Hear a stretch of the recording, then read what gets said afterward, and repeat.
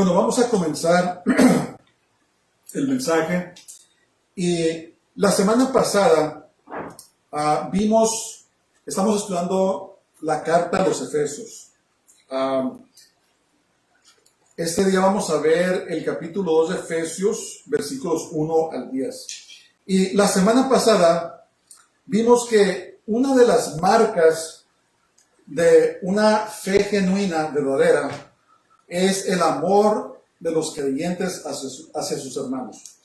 Cuando existe amor entre los hermanos, ese es un indicador de una fe genuina. También contrastamos lo que es la verdadera sabiduría y la sabiduría terrenal. Hablamos de que hay dos sabidurías. Hay una sabiduría que viene de lo alto, ¿se acuerdan? Que es pura, es benigna, es bondadosa, es sin hipocresía. Y después vimos lo que era la sabiduría terrenal, ¿verdad? Dice que es terrenal, que es sensual, que es demoníaca, ¿verdad? Hay una sabiduría que se usa en este mundo para poder salir adelante en este mundo y obtener lo que quiere de este mundo. Pero eso no es la sabiduría de la cual el Señor quiere que nosotros tengamos. Y Pablo oraba para que los efesios recibieran sabiduría y revelación en el conocimiento de Jesús. Esa es nuestra meta, ¿verdad? Tener sabiduría y tener revelación para que conozcamos más a Jesús. Entonces, ahora todo creyente tiene el mismo poder residiendo dentro de él o ella que resucitó a Jesús de los muertos, que es el Espíritu Santo. ¿Verdad? Lo tenemos. Dice la palabra de Dios que nos guía a toda verdad y toda justicia. Y es el Espíritu Santo el que nos da las fuerzas para seguir adelante.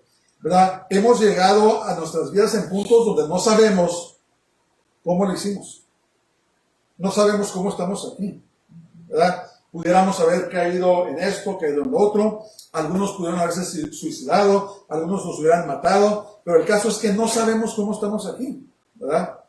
Lo que sí sabemos es que es el Espíritu Santo que vive en nosotros que nos da las fuerzas para seguir adelante. ¿Amén? Entonces, nadie podemos jactarnos de nuestras propias fuerzas, ¿verdad? El que se jacta por sí mismo, entonces no está reconociendo la mano de Dios en sus vidas. Ok, entonces esta semana he intitulado el mensaje La inmensurable gracia de Dios. La inmensurable gracia de Dios. Inmensurable quiere decir que no se puede medir. Y vamos a ver el capítulo 2 de Efesios, versículos 1 al 10. Los vamos a estudiar este día. Señor, dame libertad, dame palabra de expresión para poder predicar esta mañana en nombre de Jesús. Entonces, vamos a empezar. Dice Efesios 2:1, dice, y Él os dio vida a vosotros cuando estabais muertos en vuestros delitos y pecados. Dice que Él nos dio vida cuando estábamos muertos en nuestros delitos y pecados. Entonces, escriban sus papeles. Pablo nos recuerda de la total pecaminosidad y perdición de la cual Jesús nos redimió. Pablo nos recuerda de la total pecaminosidad y perdición de la cual Jesús nos redimió. Esto indica el real o la esfera donde los incrédulos existen, ¿no? Que estábamos muertos en nuestros delitos y pecados. ¿Delitos de qué? ¿Pecados de qué? Delitos en contra de Dios y pecados en contra de Dios. Entonces, no estábamos muertos porque cometíamos pecado, sino por nuestra condición pecaminosa, ¿verdad? No es necesariamente la persona que está muerta en sus pecados por naturaleza va a pecar, ¿verdad? Entonces no por eso estaban muertos, sino por la condición que heredamos de Adán y Eva. Cuando Adán y Eva pecaron, sus espíritus murieron, fueron echados fuera y desde entonces heredamos lo que hoy llamamos la carne o la naturaleza pecaminosa. Démosle gracias a Adán y a Eva por habernos heredado eso, ¿verdad? Pero estábamos muertos en nuestros delitos. Es una posición, es un estado, ¿verdad? De ser. Y si estás muerto en tus pecados, vas a cometer pecado, vas a cometer transgresión en contra de la ley de Dios. Pero Dios, en su infinita misericordia, nos dio vida espiritual. Ese espíritu que estaba muerto, ¿verdad? Que no tenía comunicación con Dios. Eso que quiere decir cuando el espíritu está muerto. No podemos percibir las cosas espirituales. Pero cuando Jesús nos salvó, Él nos resucitó nuestro espíritu y ahora tenemos comunicación con Dios. Dice la palabra de Dios que tenemos paz con Dios, ¿verdad? Ahora, a la hora que yo quiera, puede ser ahorita, puede ser más al rato, puede ser en la noche, en la mañana, a la hora que quiera, puedo doblar mis rodillas y puedo comunicarme con Dios. ¿Por qué? Porque mi espíritu está vivo. Y ahora esa comunión que tenían Adán y Eva con Dios, la tenemos nosotros. Qué hermoso, ¿verdad? Estábamos muertos en nuestros delitos y pecados, pero Él nos dio vida. Quiere decir que nos dio vida espiritual. Podemos tener vida física, pero si no tenemos a Jesús, no tenemos vida espiritual. Ok, vamos a seguir. Dice, en los cuales anduvisteis en otro tiempo, siguiendo la corriente de este mundo, conforme al príncipe de la potestad del aire, el espíritu que ahora opera en los hijos de desobediencia.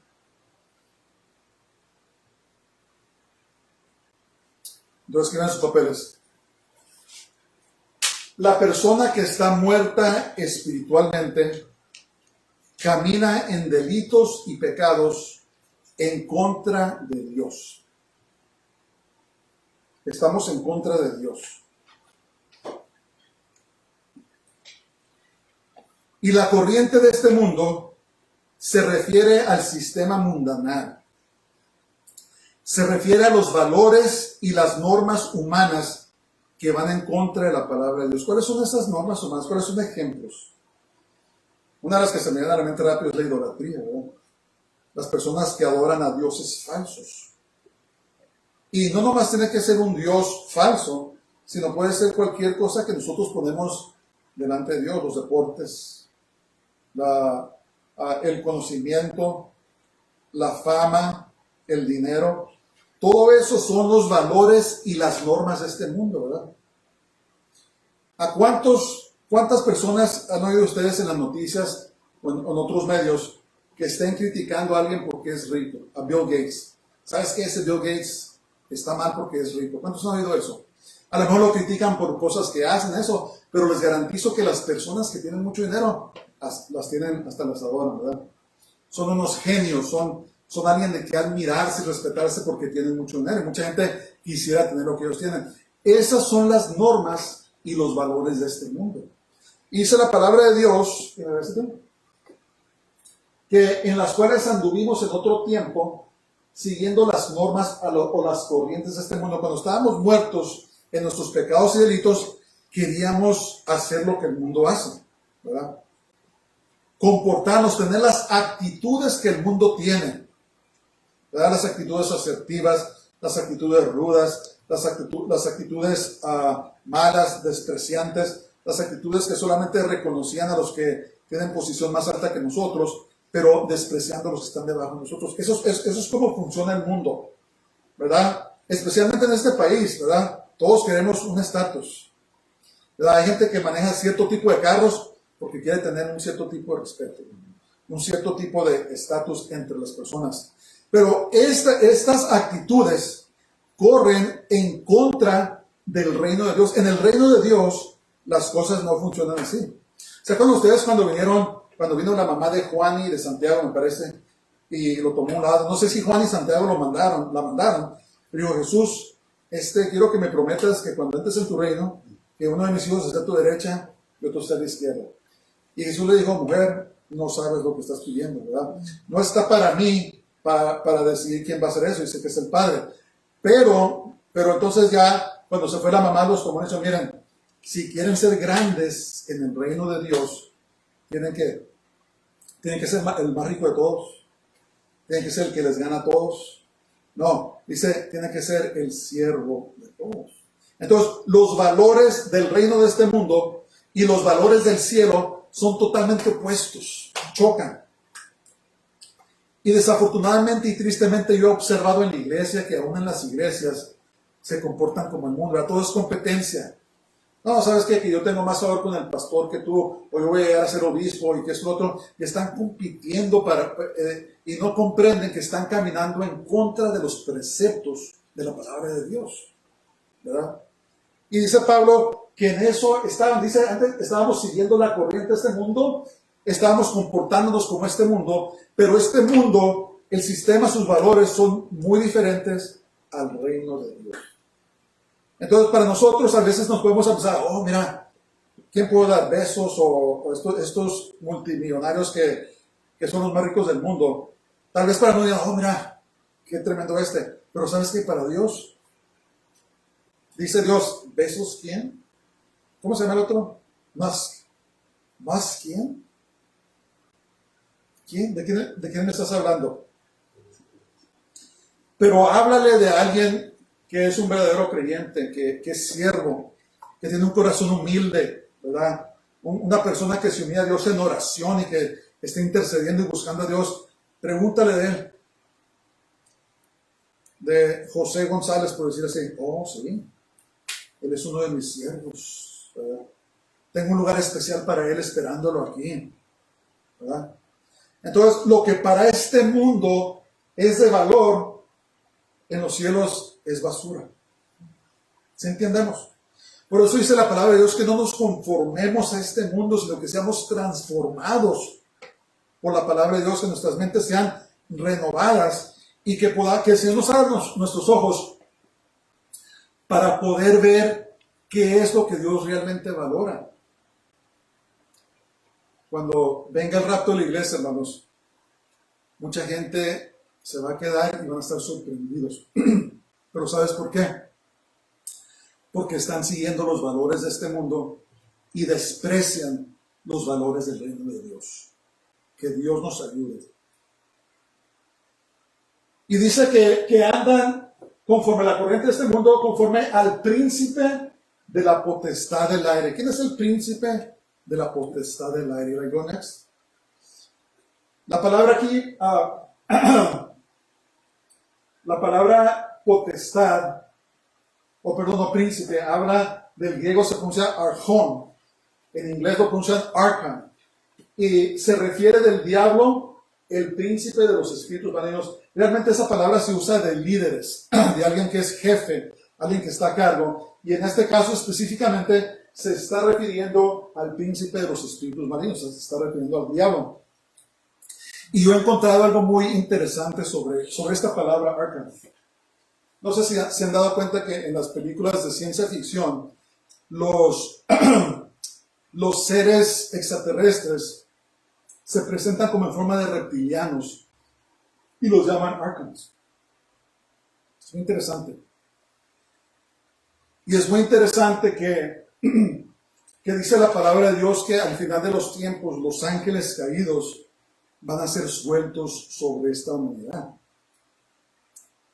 Pero aquí específicamente está hablando del príncipe del poder de los aires. Y últimamente hemos estado viendo que se está reconociendo cada vez más el fenómeno de los extraterrestres, de los ¿cómo se llama? Los ovnis, ¿verdad? No sé si se han dado cuenta. Pero es más, ayer el gobierno publicó una publicación donde oficialmente reconoce a estos seres. Ayer lo publicó, lo pueden leer.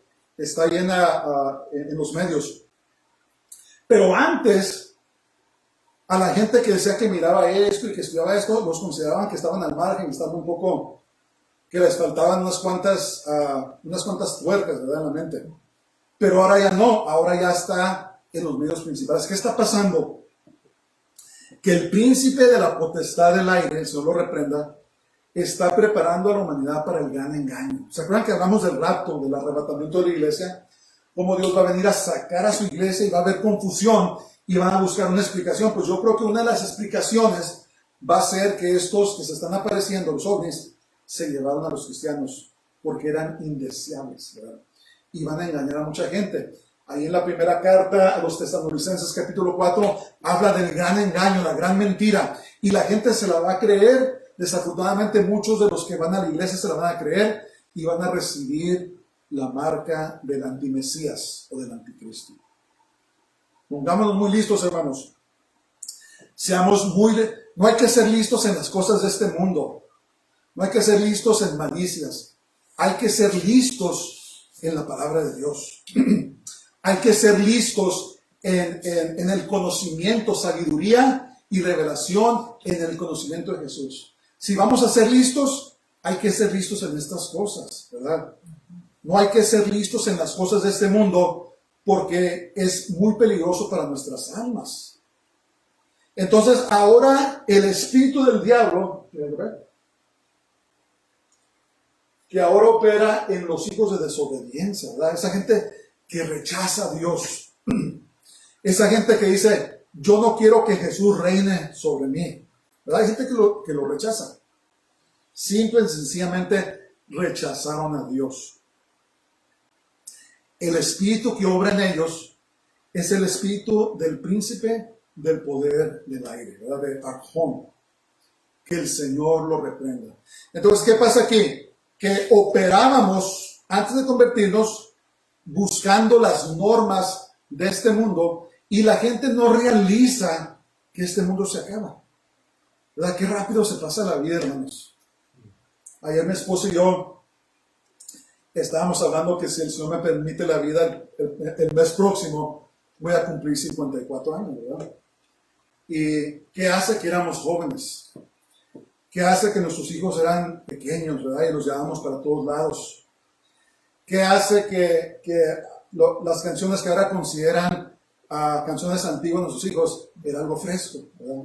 Los escuchábamos, pero de repente pasa tan rápido. Y la gente que se afana en este mundo y que a lo mejor corre detrás del dinero o corre detrás de la fama, cuando menos piensan, ya tienen 50, 60 años, 70, se les está acabando la vida. ¿Y qué va a seguir después de eso? Cuando uno tiene 20 años es, ¿cómo se dice? Nada nos puede vencer, somos invencibles. Somos inmortales, nada nos puede tumbar. Pero con el pasar de los años nos damos cuenta, ¿sabes qué? Nos estamos acercando al tiempo que vamos a partir de esta tierra. ¿Qué es lo que de veras vale?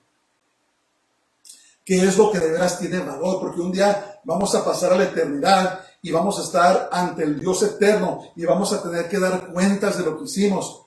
¿Qué cuentas le vamos a dar a Dios?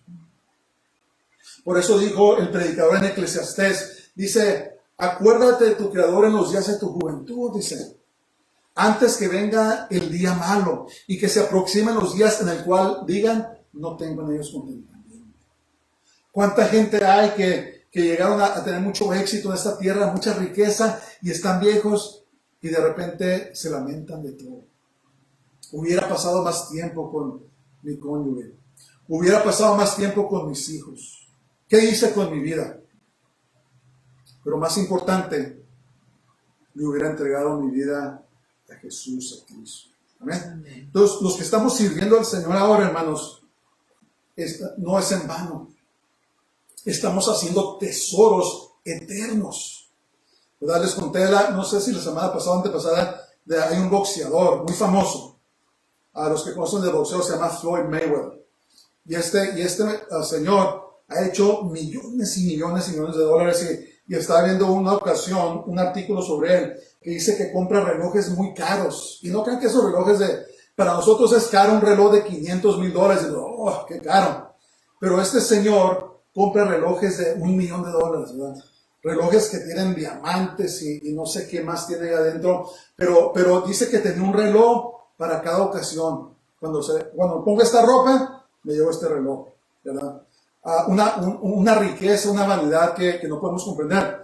Pero hace poco miré en las noticias que alguien se metió a su casa y le robó sus relojes y le robó el dinero que tenía, porque le gusta mucho el efectivo. Siempre se retrata con efectivo en las mesas, ¿verdad? Y tiene mucho dinero, no crean que tiene poquito, tiene mucho dinero.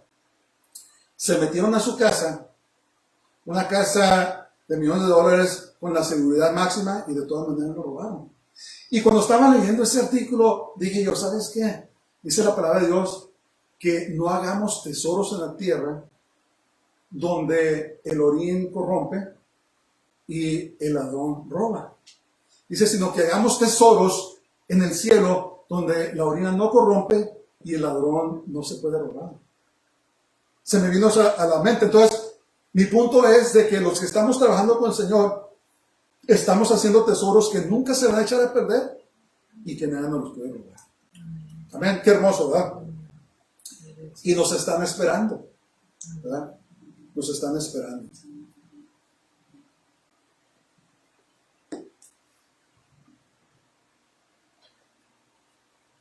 Vamos a seguir. Efesios 2:3. Dice, entre los cuales también todos nosotros vivimos en otro tiempo en los deseos de nuestra carne, haciendo la voluntad de la carne y de los pensamientos, y éramos por naturaleza hijos de ira, lo mismo que los demás. ¿Lo enseñan sus papeles? El enemigo ha vendado los ojos de los incrédulos, haciéndolos esclavos de cuerpo y de mente. La gente no entiende. Lo que es muy claro para nosotros, a veces cuando vemos algo, oh mira, la gente nos ridiculiza y dice, no, estás loco, ¿de dónde sacaste eso? Porque no comprenden. Nosotros sí comprendemos, pero ellos no comprenden. ¿Por qué? Porque están vendados sus ojos, no pueden ver. Entonces, el ser hijos de ira significa que estábamos expuestos al juicio de Dios. El ser hijos de ira significa que estábamos expuestos al juicio de Dios. Entonces, miren, la ira de Dios no quiere decir que Dios pierde su compostura en ataques de ira, que se enoja y que se levanta y empieza a andar en su trono y empieza a patear ángeles y destruir todo. Eso no es la ira de Dios. La ira de Dios es su justicia que tiene que juzgar el pecado. Entonces, los hijos de ira son aquellos que están expuestos al juicio de Dios. Un día Dios va a juzgar esta tierra. Un día va a derramar su ira en contra del pecado en esta tierra. Y las personas que lo rechazaron van a ser las que van a ser destruidas por la ira de Dios, ¿verdad? Y todo el que me esté escuchando, yo no quiero que seamos hijos de ira, nadie. Ni la persona que me ha maltratado de lo peor o lo que sea, ni siquiera yo les deseo que sean hijos de ira. Porque miren, Dios es misericordioso, es muy paciente. Oh, la paciencia de Dios, a veces yo me admiro. ¿Se acuerdan de Jezabel? Cuando Elías vino y pronunció juicio sobre ellos, sobre su esposo Acab, ¿saben cuántos, cuando profetizó que se iban a comer perros? ¿Saben cuántos años duró más de ahí? 14 años más. Y yo digo, Señor, ¿por qué no te la echaste luego? ¿Por qué no la mataste ahí? ¿Saben por qué? Porque Dios es misericordioso, ¿no? No comprendemos su misericordia, no comprendemos su gracia. Él nos da oportunidad que nos arrepintamos y que nos regresemos a Él. Pero miren, cuando ya al final Dios suelta su ira, que hace la decisión, nada puede detenerlo. Lo único que ha detenido a Dios de que derrame su ira sobre nosotros es su grande misericordia y su gracia. Eso es todo. Pero cuando Dios hace la decisión y llega el momento de juicio, ya no hay nada ni nadie que pueda detenerlo. Entonces, eso es lo que son los hijos de ira. Son aquellos que no se arrepienten y que están expuestos al juicio de Dios. Y Jesús en su eterna misericordia pagó el precio que satisface la ira de Dios. ¿Verdad? Pagó el precio que satisface la ira de Dios. En otras palabras, cuando nosotros recibimos a Jesús, Dios dice, ¿sabes qué? Queda satisfecho el precio del pecado. Ya lo pagó Jesús. Ya lo pagó mi hijo. Estoy satisfecho. Amén. Por eso es que el regalo de la salvación es lo más grande que Dios pudo haber dado a la humanidad. El hecho que podamos estar de pie delante de Dios y decir, y que nos diga, satisfecho estoy. Entonces no hay nadie que se pueda justificar a sí mismo. Nadie puede estar justificado delante de Dios. Tenemos que entender eso.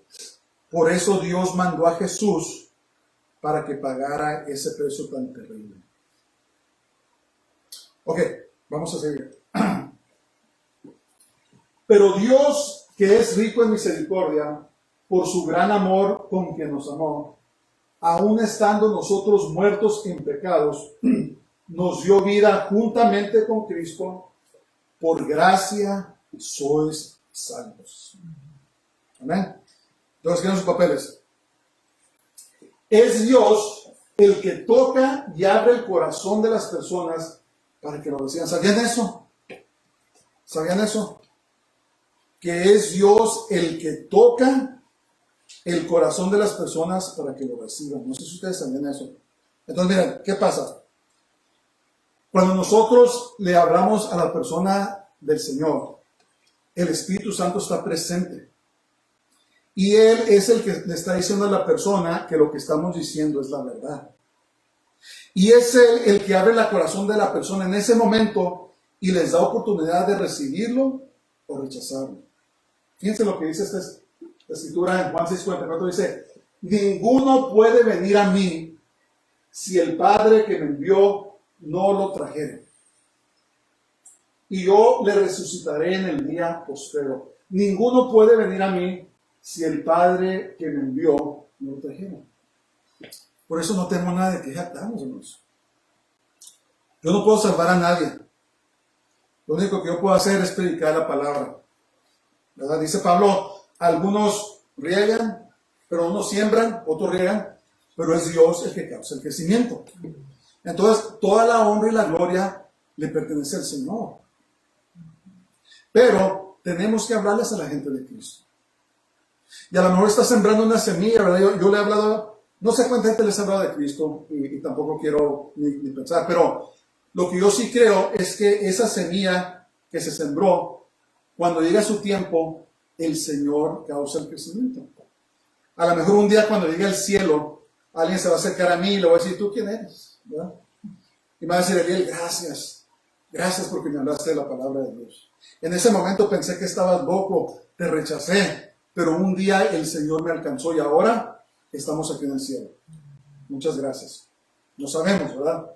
Tenemos que ser fieles para hablarles a la gente del Señor, sembrar esa semilla y dejárselo a Dios. Si se convierte en ese momento y a ti es a quien te llamó Dios para que disipules a la persona, pues adelante, disipúlala, predícale, ayúdala a crecer, a madurar, ¿verdad? Pero es Dios el que atrae a las personas. Él mismo las atrae. Dios extendió su mano salvadora aun cuando estábamos muertos en pecado. Por eso dice la Biblia que por gracia somos salvos, ¿verdad? ¿Saben ustedes que Dios, miren, si Dios hubiera practicado su pura justicia, si de veras hubiera practicado su justicia, no estuviéramos aquí? Porque dice la palabra de Dios que por cuanto todos pecaron y son destituidos de la gloria de Dios, no estaríamos aquí. Pero Dios es un Dios de justicia, pero también es un Dios de misericordia y de gracia, ¿verdad? Él no tuvo que hacer lo que hizo por nosotros, pero lo hizo por su gracia y su misericordia. Por eso debemos darle gracias, decirle, Señor, gracias porque no me diste mi merecido. Señor, gracias porque me diste lo que no merecía. No nomás no me diste mi merecido, sino que me bendeciste y me diste lo que no merecía. Qué hermoso, ¿verdad? Por eso dice la palabra de Dios que en cuanto estábamos muertos en nuestros delitos y pecados en la gloria, nos dio vida juntamente con Cristo, con el Mesías. Por gracia sois salvos. ¿Qué estudiamos en el libro de los Gálatas? ¿Se acuerdan? La justificación por la gracia, la salvación por la gracia. Ese era todo el tema de Gálatas, donde llegaron los judaizantes y dijeron, tienen que guardar la ley, tienen que circuncidarse, tienen que hacer eso y lo otro, si no, no pueden ser salvos. ¿Y qué dijo Pablo? Mentiras. Mentiras. Somos justificados por la gracia de Dios. Por eso dice aquí, en Efesios dice, por gracia sois salvos. Qué hermoso eso. Que no depende de mí. Si dependiera de mí, Dios guarde la hora, ¿verdad? Porque soy muy débil. Dios abra al corazón de las personas y les da oportunidad de que le reciban. Por eso hay una porción, ¿se acuerdan ustedes? No me recuerdo de eso, donde Jesús dijo, a los que les remita sus pecados, les serán remitidos. A los que les detengan sus pecados, les serán detenidos. ¿Sabe lo que quiere decir eso? Cuando nosotros remitimos los pecados de alguien, le estamos pidiendo a Dios que levante la carga del pecado de ellos para que tengan oportunidad de recibir al Señor.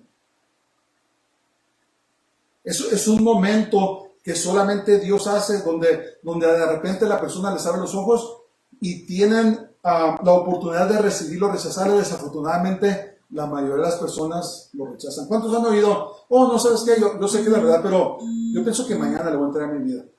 Ahorita estoy muy joven, todavía quiero probar el mundo, tengo que hacer esto y lo otro. ¿Cuántos han oído eso? ¿Saben por qué? Porque llega un momento donde Dios los tocó y les ofreció, les dijo, recíbeme.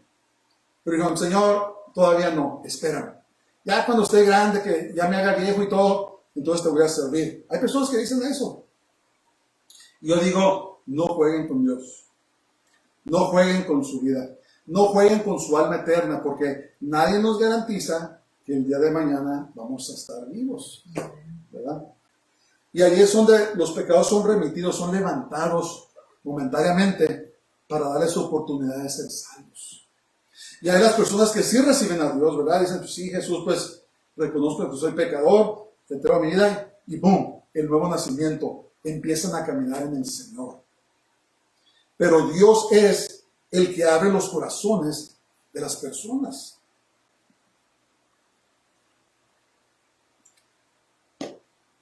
Y al vivir, al darme cuenta de tantas cosas, ¿verdad? No, como es ingenuoso o ingenuo en muchas cosas, pero después uno se da, al madurar te das cuenta de muchas cosas, de que la mayoría de las personas no quieren nada con Dios. Hay gente que se burla de ti o se ponen hostiles, hay otras que te sonríen, pero su corazón no hay nada, no quieren. Pero nuestro trabajo es hablarles del Señor, ¿verdad? Ese es nuestro trabajo. Y dejar que Dios se encargue de esa persona. Dice la palabra de Dios que el camino que dirige a la salvación es angostito, ¿verdad? Solamente cabe una persona. Ya vamos caminando por este camino angostito. Pero dice que el camino que dirige a la perdición, dice que es ancho y está lleno, es como el freeway, ¿verdad? Hagan de cuenta que nosotros vamos por un callejón. Pero los que van a la perdición van por esos freeways grandísimos, ¿verdad? Y van llenos. Porque dice la palabra de Dios que el hombre escogió las tinieblas. Qué terrible eso.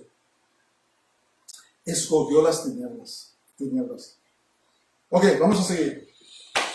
Dice, y juntamente con él nos resucitó y asimismo nos hizo sentar en los lugares celestiales con Cristo Jesús, para mostrar en los siglos venideros las abundantes riquezas de su gracia en su bondad con nosotros en Cristo Jesús. Qué hermoso eso. Entonces, escriban sus papeles. Jesús nos resucitó y ahora estamos sentados con Él en lugares celestiales. No. Yo comprendo un poquito de eso. Obviamente no lo comprendo todo, pero lo que sí comprendo es esto. Y la regresate, que ya es un hecho. Dice, resucitó y nos hizo sentar. Es tiempo pasado. Ya está hecho. Ya estamos resucitados, ya estamos salvos y ya estamos sentados. Estamos sentados en lugares celestiales con Cristo Jesús. Ya estamos allí, ¿verdad? En el Espíritu, espiritualmente hablando. Y Jesús lo logró en su muerte, en su resurrección. Entonces, ¿qué pasa aquí? Que esto es un hecho posicional, es una posición que tenemos. Santo Dios. Qué hermoso. ya estamos sentados, tenemos esa posición con el Señor. Por ejemplo, imagínense ustedes que ustedes sean parte de la mesa directiva de una corporación muy grande y que ustedes sean miembros de esa mesa directiva. Entonces ustedes ya están sentados en esa mesa directiva, su nombre está allí.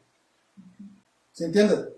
Entonces Jesús, cuando nos salvó, nos dio una posición y nos sentó ya estamos sentados. Quiere decir que hay un lugar en el cielo donde está su nombre. Si voy al cielo ahorita, si el Señor me concede, por ahí va a estar el nombre de Fernando Valdeón. Oh, sabes que yo lo conozco, ¿verdad? Hay un lugar reservado, un lugar apartado para todos los creyentes y ya es un hecho. Ya nos salvó, ya nos resucitó y algo muy grande nos espera.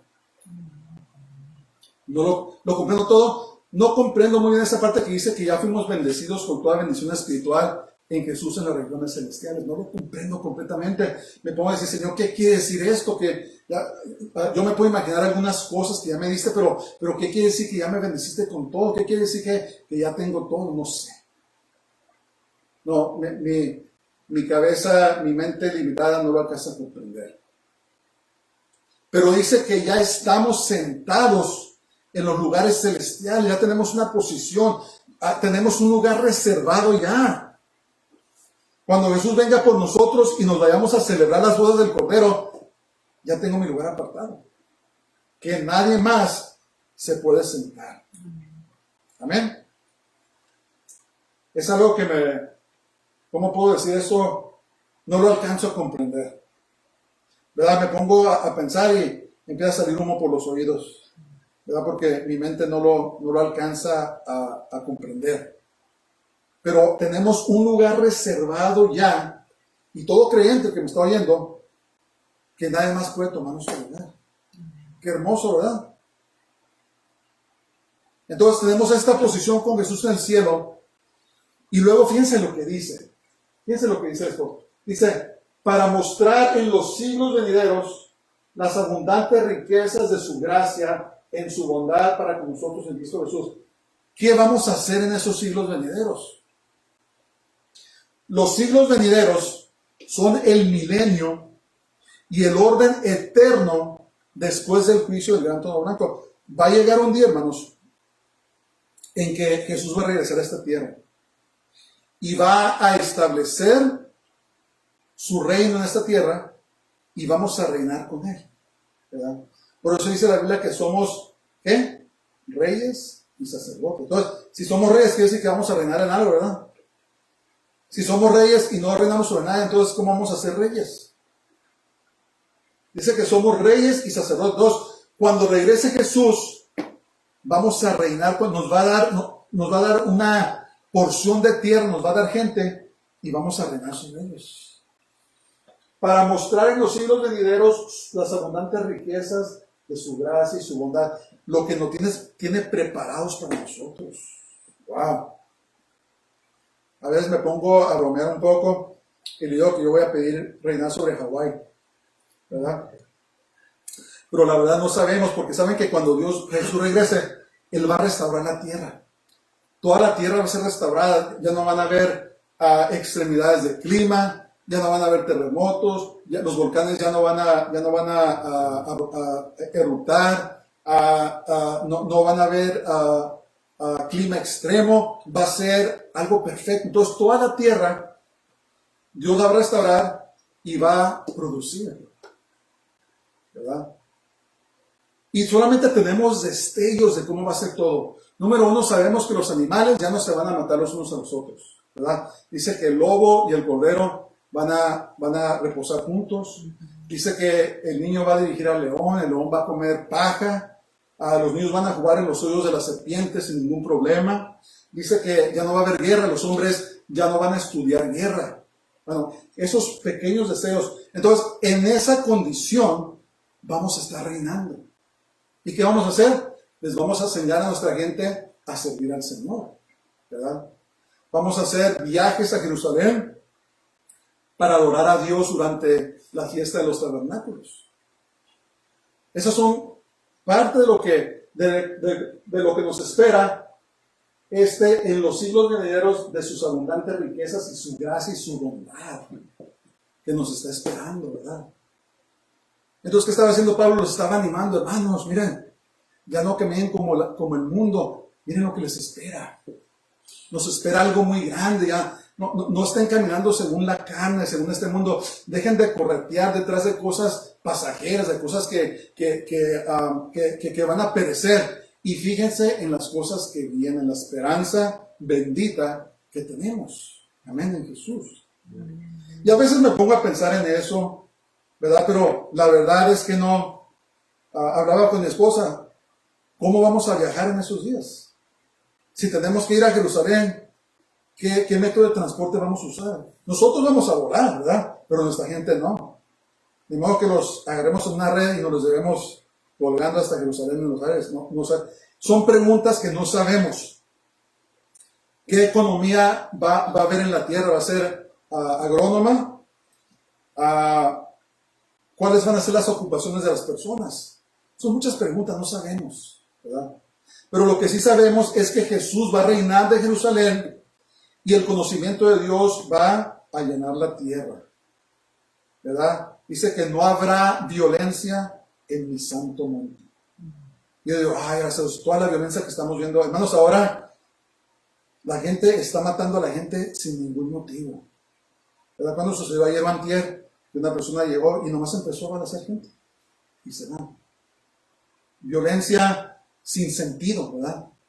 Y digo, Señor, ¿cómo anhelo el día que va a llegar en que los hombres ya no nos matemos los unos a los otros? Ahora estamos perfeccionando el arte de matarnos, ¿verdad? Cada rato vimos que Rusia sacó un nuevo misil, que sacaron una nueva arma acá, que sacamos aviones que pueden hacer la decisión de matarnos si quieren, y estamos perfeccionando el arte de matarnos, ¿verdad? Y Estados Unidos dice que ya va a introducir un cohete intercontinental balístico. ¿Saben cómo se llama? Se llama la espada del Armagedón. Pueden buscarlo si quieren, si no me creen. ¿Qué está pasando? El mundo está marchando precipitadamente hacia esa batalla final, ¿verdad? La guerra del Armagedón. Y yo no quiero estar aquí. Y yo estoy predicando, hermanos, preparémonos para cuando el Señor nos saque, porque va a ser un tiempo terrible. Pero para los que estamos en el Señor, ya estamos allí sentados, ya tenemos un destino predestinado, ya está allí. Dice, mira, le voy a dar a esta persona, le voy a dar esta porción de tierra, le voy a dar instrucciones para que su gente, su pueblo me sirva. Y somos sacerdotes. ¿Qué hace un sacerdote? Un sacerdote dirige a las personas a la presencia de Dios, ¿verdad?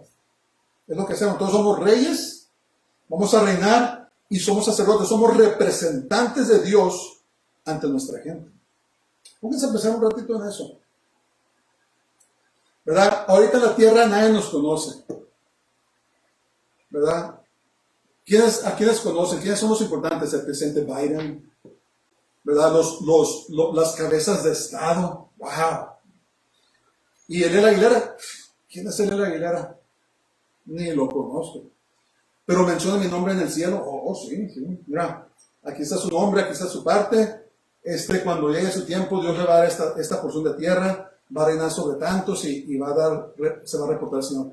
En el cielo soy famoso, gloria a Dios, ¿verdad? Aquí en la tierra no me conocen ni una cucaracha, pero en el cielo, ¿qué tal?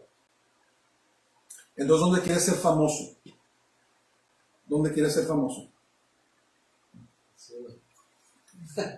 Menciona el nombre de Michael Jordan aquí en la tierra. El más grande basquetbolista de todos los tiempos, ¿verdad? Hizo quién sabe cuántas canastas, jugó tanto tiempo, bla, bla, bla, bla. Pero cuando llegue al cielo, ¿tú crees que le va a decir? A ver, Michael, felicidades por todas las canastas que echaste, tienes la salvación. No, si no se arrepiente, le va a decir: apartados de mí, obradores de iniquidad, nunca os conocí. Entonces yo prefiero ser famoso allá arriba que aquí en la tierra. Amén. Amén. Tenemos un destino glorioso, ya estamos sentados, ya hemos sido resucitados, es un hecho que ya pasó, ya está hecho. No tenemos que pelear, no tenemos que alegar con nadie, no tenemos que comprobar nada, el Señor ya lo hizo. Y si somos fieles hasta la muerte, hasta el final, entonces tenemos esta gran dicha que vamos a reinar con Jesús. Fíjense lo que dice 2 de Timoteo 2:11. Dice, palabra fiel es esta: si somos muertos con Él, también viviremos con Él. Si sufrimos también, reinaremos. Gloria a Dios. Amén. Entonces lo que esta vida nos aviente, lo que tenemos que pasar, no se compara con lo que viene. Amén. Qué hermoso. Wow. Entre más uno estudia la palabra, a veces las leo y digo, Señor, ya estaba esto aquí. ¿Por qué nunca lo leí? ¿Por qué? Porque Dios escoge revelarnos, ¿verdad? Es revelación, ¿cómo diríamos? Dios nos va dando revelación entre más crecemos en Él, ¿verdad? Revelación progresiva. Entre más progresamos en el Señor, Él nos va revelando más cosas. Entonces, en el orden eterno, después de que se acabe el milenio y venga el juicio, el gran trono blanco, donde toda persona se echa al lago de fuego que lo rechazó, entonces ahora en el orden eterno vamos a vivir para siempre con el Señor. Y en ese tiempo la bondad de Dios se va a manifestar plenamente. Ahorita no la comprendemos, yo no la comprendo, ¿verdad? Pero va a llegar el día en que lo que Jesús hizo por nosotros va a ser demostrado plenamente, ¿verdad? Y para allá vamos, dijo Pablo, ¿sabes qué? Dejando las cosas que están atrás, dice, sigo marchando hacia la meta, ¿verdad? Entonces, ¿qué vamos a hacer nosotros? Seguir marchando hacia la meta. Ya me lo llegamos, hermanos. No falta mucho, que el Señor nos ayude para que caminemos en Él. Ok, vamos a seguir. Dice, porque por gracia sois salvos por medio de la fe. Y esto no es de vosotros, pues es don de Dios, no por obras, para que nadie se gloríe. Más claro no puede estar, hermanos. Escriban sus papeles. La salvación fue dada a la humanidad por la gracia de Dios y es recibida por la fe. ¿Se acuerdan cuando les dijo a los Gálatas, hermanos? Ustedes son salvos por la gracia, no porque se circunciden o porque vayan a la sinagoga o guarden las fiestas. Ustedes fueron salvos por gracia, porque los judaizantes les estaban echando mentiras y querían ponerlos bajo un yugo religioso. Y les dijo Pablo, no, hermanos, no. Y aquí les escribe los Efesios, dice, porque por gracia sois salvos por fe. ¿Por fe en quién? Por fe en Jesús. Entonces, ¿qué pasa aquí, hermanos? Miren, nadie se gloriará delante de Dios. Mira, ¿qué dice aquí? Esto no de vosotros, no es de nosotros no podemos salvarnos. Nadie puede jactarse, nadie puede pararse de pie delante de Dios y autojustificarse, porque Jesús es el que hizo todo. Y fíjense una cosa, Dios no comparte su gloria con nadie. Yo no sé si ustedes miraron una historia que se llama El Peregrino, el progreso del peregrino. Y cuando llegó finalmente al cielo, después de pasar muchas pruebas, estaba otro hombre allí que tenía unas vestiduras diferentes. Y cuando llegó el peregrino, lo recibieron con gozo, lo dejaron entrar. Y cuando vieron al otro hombre, dijeron, hey, ¿tú qué estás haciendo aquí? ¿Cómo llegaste aquí? No, pues es que me crucé el río. ¿Pero quién te dio permiso? No, pues yo solo. Lo tomaron y lo echaron para afuera, ¿verdad? Porque nadie puede salvarse por sus propias obras. Fíjense lo que dice aquí en Isaías. Dice, Isaías 42:8 dice, yo Jehová, este es mi nombre, y a otro no daré mi gloria, ni mi alabanza a esculturas. Entonces Dios se va a llevar toda la gloria. Cuando lleguemos al cielo vamos a decir, Señor, gracias. Gracias por haber tenido misericordia de mí. Gracias por haber derramado tu gracia sobre mí. Gracias por tu bondad, Señor, te doy toda la honra y la gloria, ¿verdad? En el Apocalipsis están escritos cantos muy hermosos que le vamos a cantar al Señor en agradecimiento por lo que Él hizo por nosotros. Qué hermoso, ¿verdad? Entonces, ¿ya escribimos la salvación fue dada? Sí. Ok. La salvación es un regalo de Dios que dio por su amor a la humanidad. Entonces escuchen esto. Se ha dicho que la religión es el hombre tratando de alcanzar a Dios y el cristianismo es Dios alcanzando al hombre. Entonces, ¿qué pasa con las religiones del mundo? hacen esto, hacen lo otro. Unos se autoflagelan, se castigan solos, otros andan de rodillas por escaleras, otros, hay una cierta secta en Irán o Irak, no sé si se han fijado que se machetean la cabeza y se sacan sangre. ¿No se han fijado eso? Es un desfile que hacen anual en Irak y se van cortando la cabeza y les sale sangre. ¿A qué les recuerda eso? ¿Se acuerdan el encuentro que tuvo Elías con los profetas de Baal y de Astoret? ¿Se acuerdan de eso? Que se sacaban sangre. Pues ese mismo espíritu demoníaco ha pasado por las generaciones y en Irak hacen eso, es un desfile que tienen y se van sacando sangre. Otros se bañan en ríos, otros hacen esto, hacen lo otro, suben montañas, otros en las Filipinas, cuando es el tiempo de la Pascua, ¿no se han fijado que hay unos que se crucifican? ¿No los han visto? Los amarran de la cruz y les clavan las palmas y luego los levantan, creyendo que van a alcanzar el favor de Dios. Dice, no es de vosotros, no es la salvación no es del hombre. La salvación es del Señor Jesús. Por gracia sois salvos por la fe. Amén. Y eso me da mucho descanso a mí porque le digo, Señor, gracias que no depende de mí. Gracias que la salvación no depende de mí. Todo depende de ti. Dice la palabra de Dios que Él da tanto el querer como el poder. Amén. Qué hermoso, ¿verdad? Hay otra persona de la escritura que dice, echa tus ansiedades sobre Jesús. Qué bonito eso, ¿verdad? Porque hay personas, no sé si han conocido, que tienen muchos problemas. Y a veces se le echan encima a otra persona y se los echan todo y queda uno drenado, ¿verdad? Ay, yo no puedo.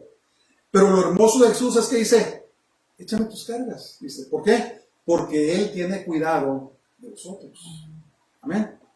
Entonces a veces yo oro, digo, Señor Jesús, cuando me siento afligido, digo, Señor, te echo mis cargas porque tú tienes cuidado de nosotros. Y lo hermoso es que Jesús no dice, no, ya estoy lleno, órale, háganse un lado. No, dice, sí, mi hijo, échamelas todas, ¿verdad? Y de repente viene una paz tan divina porque Jesús toma esas cargas y las pone sobre Él, ¿verdad? Y digo, Señor, gracias por todo lo que has hecho por mí, que no tengo que caminar solo en esta vida, que no tengo que depender de mis propias fuerzas, sino que dependo totalmente de ti. Qué hermoso, ¿verdad? Ese es nuestro Dios. La gente orgullosa dice, no, esa solamente es una, ¿cómo se dice? ¿Cómo se le llaman a esas cosas que usan para terminarlas? No, sí. Cuando se quiebran la pierna o algo, esas cosas. Muletas. Dicen, no, la religión para ti es una muleta, te recaes en eso. No, yo no uso muletas, yo estoy en un centro de cuidados intensivos, yo estoy hospitalizado, estoy completamente dependiendo de Dios, ¿verdad? Por eso dijo Jesús, bienaventurados los pobres, ¿de qué?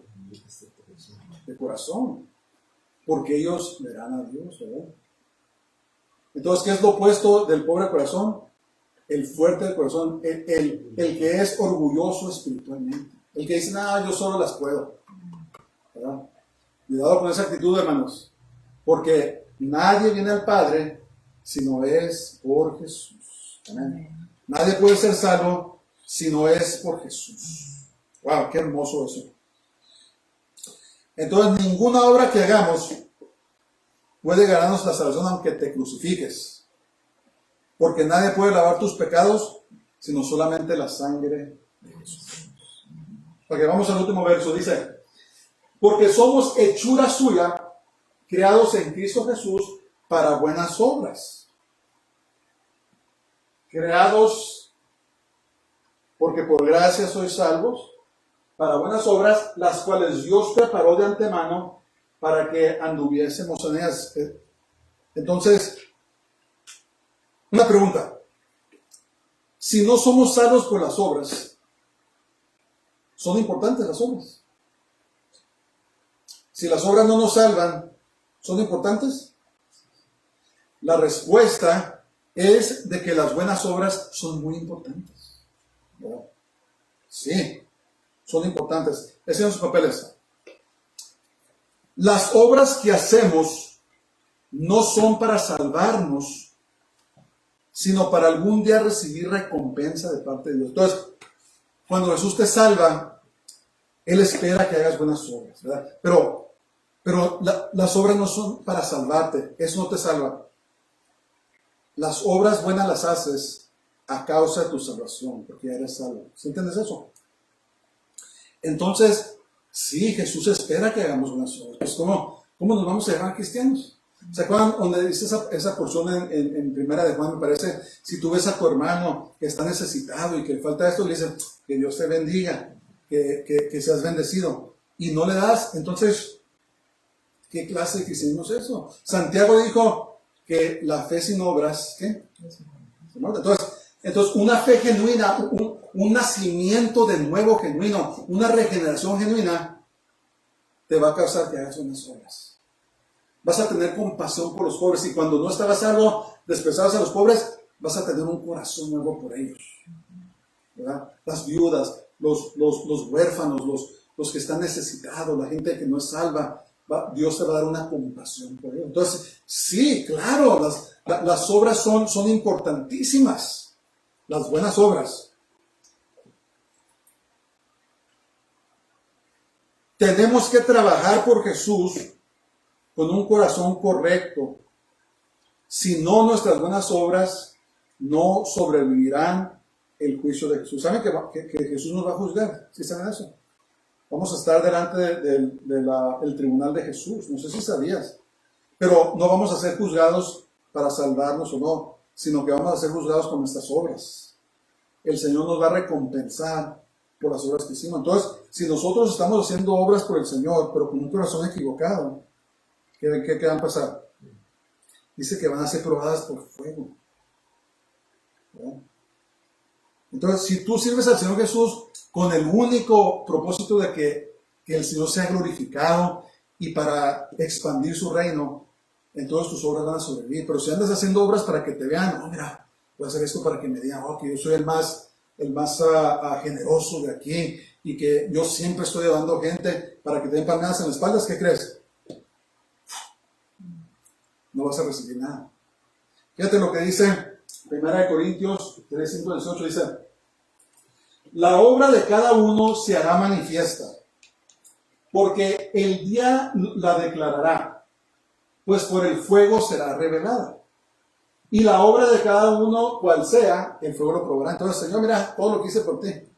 A lo mejor eso es un plato lleno de heno, ¿verdad? Pura paja. Si permaneciera en la obra de alguno que sobreedificó, recibirá recompensa.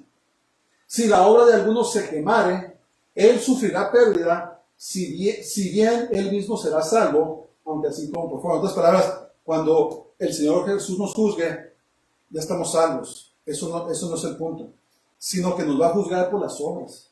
Le decir, ok, mijo, le diste de comer, diste a este ministerio, y siempre andabas diciendo lo que estabas haciendo. ¿Te gustaba que el pastor y la gente te felicitara? ¿Qué crees? Es pura paja. Métete aquí a mi casa, pero no tienes recompensa. ¿verdad? Pero ¿qué tal el obrero? El obrero que trabajó por el Señor y nadie se daba cuenta, y él nunca dijo nada. Y de repente llega ante Jesús y dice: a ver, hijo, vamos a probar tus obras. Dice: mira, hiciste tanto por estos, les llevabas medicina a los enfermos, llevabas comida a los que estaban necesitados, usabas tu tiempo para bendecir a la gente. Dice, y nadie nunca se dio cuenta, ¿verdad? ¿Sabes qué? Tu plato está lleno de oro y de plata. Sobrevive. Aquí está tu recompensa. Entonces, las buenas obras son importantes. Asegurémonos que estemos trabajando por el Señor con un corazón correcto. Amén.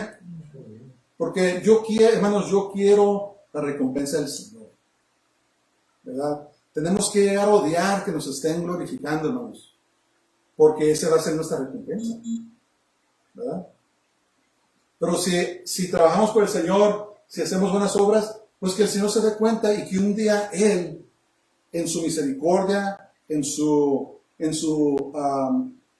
¿cómo se dice? Fidelidad, que Él nos va a recompensar. Pero sí, escuchen esto, el último punto. Mira, grácete.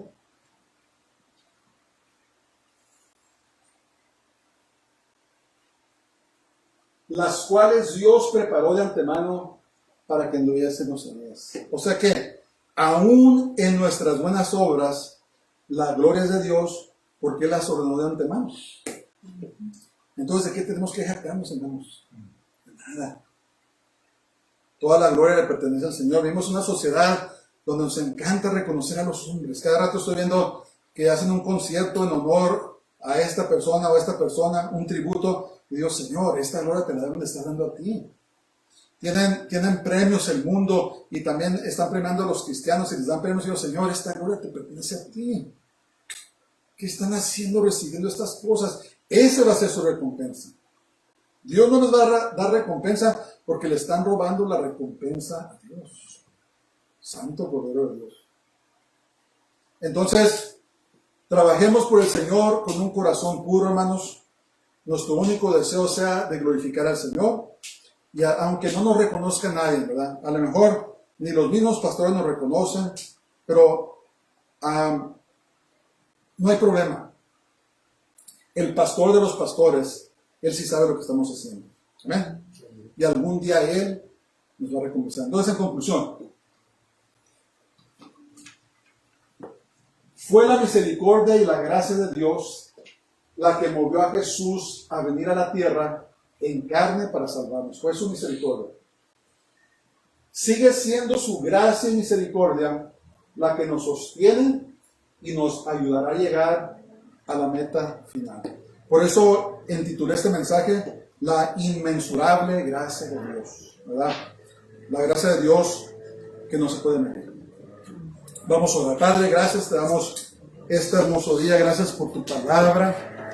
Gracias por tu bondad, Señor. Gracias por todo lo que has hecho por nosotros. Te alabamos, te bendecimos y te exaltamos. Este día pido tu bendición sobre nosotros, Padre.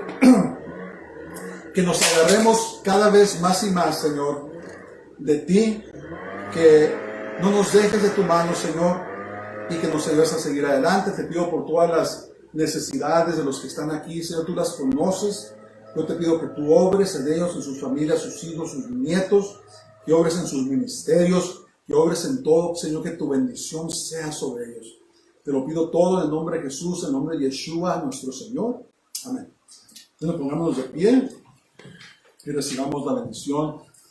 Baruch Haba Hashem Adonai, bendito el que viene en el nombre del Señor. Que el Señor te bendiga y te guarde. El Señor haga resplandecer su rostro sobre ti y tenga de ti misericordia. El Señor haga volver su rostro sobre ti y te llene su paz y su shalom. Que el Señor tengas una semana bendita. Que el Señor te dé más sabiduría y revelación para que conozcas más a Jesús y que su gloria, su gracia, su bendición, su bondad, su misericordia sean sobre ustedes. Ciertamente el bien y la misericordia nos seguirán todos los días de nuestras vidas y en la casa de Jehová moraremos para siempre. Dios les bendiga a todos, pasen una semana gloriosa y Shabbat Shalom. Shabbat shalom.